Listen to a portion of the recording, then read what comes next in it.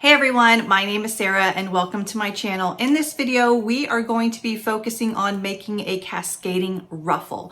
Now, I have had this image saved for quite a while and also spoke with a friend about getting some ideas on how to do this dress, and she had the same one saved. So we are going to try to execute this look using this mesh fabric here that we have. So what I am doing is I am making the final Halloween costume of this year for one of my daughters.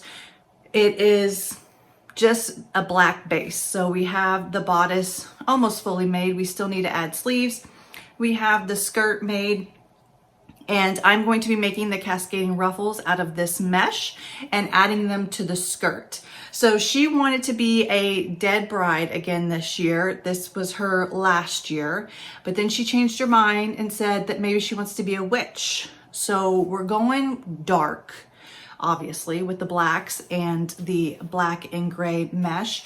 We're gonna make the dress and see how she likes it, what she wants to do with it. I will likely add some more of the mesh to the bodice just to make it look cohesive and not just have a black bodice and then the cascading ruffles made out of this mesh, because the idea of adding the cascading ruffles is to add more body to the skirt, more flow when we were going to be a dead dirty bride. So we'll see what she likes, but if she wants to go the bride route, I'll probably make her a veil using the same mesh. If she wants to go the witch route, then we'll just buy her a hat. But let's get started on trying to make these cascading ruffles.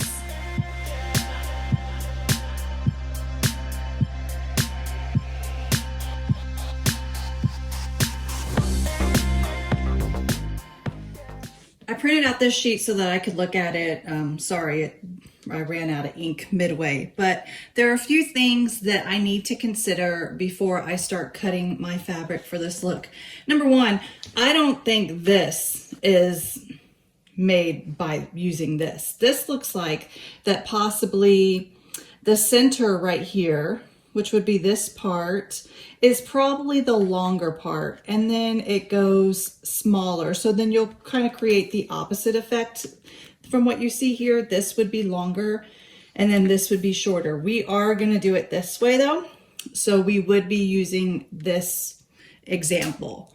Second, my daughter's waist, this piece, is about 24 inches, and I want to make sure that the circle, which is what you will be fanning out and lining up along the waist, is a decent amount to where, so for me, I'm going to do 6 inches each so that I can get 4 of them in there, and then maybe overlap if I want to overlap. I don't want to make it too heavy at the waist, so I'm going to start with making 4. So this piece right here, because I'm not going to be needing to hem any of this, I don't need to fold it under or any of that, is going to be 6 inches. And I'm just going to create a pattern using pattern paper, and I'm going to make something roughly like this. The center will be 6 inches. This can be however short I want it. What I'm going to do is I'm just going to look at my skirt. So this is her skirt. It is not going to be hemmed. So this is about the length that it's going to be. And it's about 31 inches. Let's see at the center how long it is. About 31.5 inches. So if I want my skirt pieces, the bottom of them, to fall, let's say 32 inches, so that it falls further, lower than this, I am going to have to make this piece right here, from this that's going to be attached to my waist down, needs to eventually get to the 32 inches so that when it is opened up, this falls at that length. So I am just going to wing it, to be completely honest with you. I'm going to lay out a piece of pattern paper. I'm going to use my ruler and make this a 6-inch circle in the middle and go out. Let's see, where do we want the first one to fall? Maybe 10 inches. And it's going to take a little bit away because I do need to still attach it to the bottom. So maybe about 12. Do 12 inches will be my shortest length, and my longest length will need to be, we'll say 33 inches just to be safe in case I need a cutting thing off. So 12 inches at the shortest, 33 inches at the longest. We're going to make 4 pieces, and we're going to create a little pattern piece just by hand to start.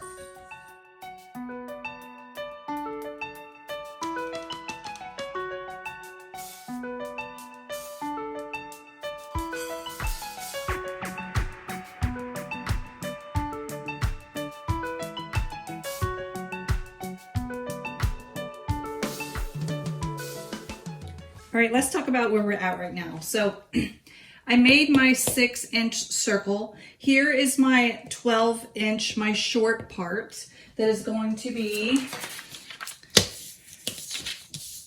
this right here. My long part, which goes all the way to the other end of the paper, is this right here. I'm going to cut that so that I have an opening. Then I'm going to cut this open. I have worked on this side to make somewhat of a half circle, and I'm going to go through and darken my lines after I've kind of sketched it and played with it. And I want it to be sort of a smooth transition. It'll look a little bit like that, almost like, I don't know, kind of like a fat egg or something. It's not perfectly a circle, but so I'm gonna go through and mark my lines. Then I'm gonna cut this side, which will be me cutting just one side of the circle, fold it over on this line and cut that way so that everything is symmetrical. All right, I have it all plotted out. One thing I did not consider is if this will fit on my fabric. So I should measure that before I cut this out, which I will do real quick.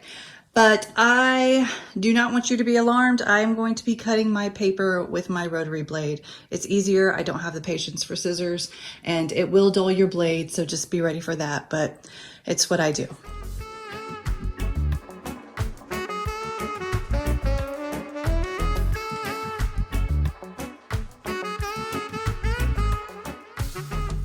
So this pattern piece is massive. You're going to need a lot of fabric, a large width to be able to cut this pattern piece. And this is made for a child, so it's not nearly as long as I would need it to be for an adult. If you were to make this for an adult, you'd probably have to have 2 pieces and have a seam somewhere along that cascading ruffle to, if you want it to get down to the ground. Or you could have one cascading round at the waist, and then a second cascading round, 12, 15, however many inches down on the skirt. And then you'll have cascading ruffles cascading down the skirt. So I'm just going to cut one and see how it looks. I will pin the skirt onto a larger dress form, pin the cascading ruffle over it, sort of how I will place it at the waistline. And if we like it and I have enough fabric, I will cut 3 more. If I don't have enough fabric, they should still have this at Joann's, which is where I got this mesh fabric, and I'll just go get more. So let's see how it goes. So I folded my pattern in half right here at this edge that's going to stay intact.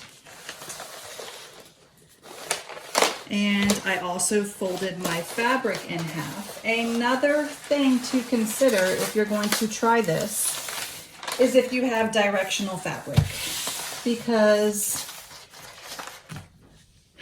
well, it's going to be a cascading ruffle, so it's going to be going in a lot of different directions. So you'll just have to keep that in mind.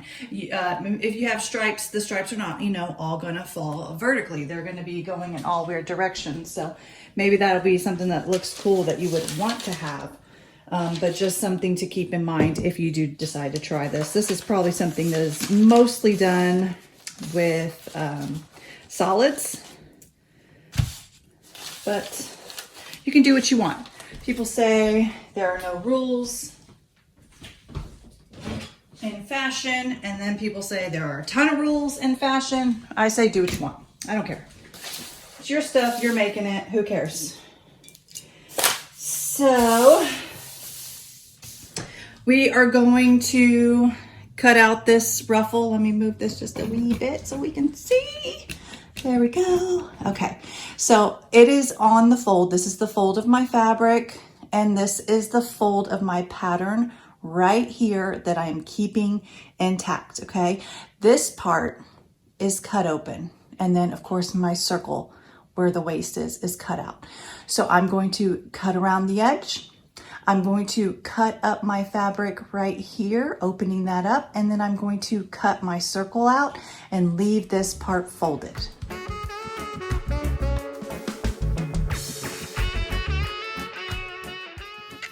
I don't know. It is what it is, right? It looks like what it was going to look like, and it's fine.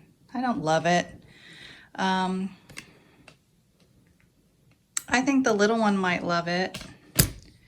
I think overlapping it might be cute. I don't really think that I need 4, possibly 3. Or even 2. I could do this part on the side and have the other piece on the side and just do 2 so that the long part falls to the front. But she does need to walk, and it does fall a little bit lower. So we'll see. I'll cut a few more and see what it looks like. Here is the skirt with 3 pieces cut out and pinned at the waist.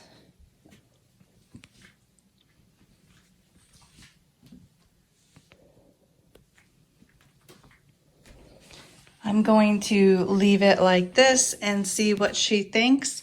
But I am also going to cut this pattern out of just a regular type of fabric that I have, a solid color, just so we can see what it really looks like. It does have very pretty, a very pretty drape, but here's the same pattern draped with a crepe back satin.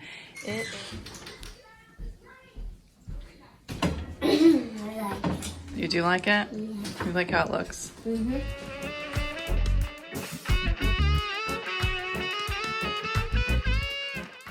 So the skirt didn't turn out exactly as I expected it to, but my daughter loves it, and I am going to continue with making this for her Halloween costume. I hope this sort of tutorial was helpful for you, or at least helped you see what it would look like if you were trying to execute this look as well. It would definitely have a different type of drape if you used a stiffer fabric, but it still looks quite pretty. And you can also play with how long this part is in the center, and you know how long other parts are. So thank you for watching. Bye.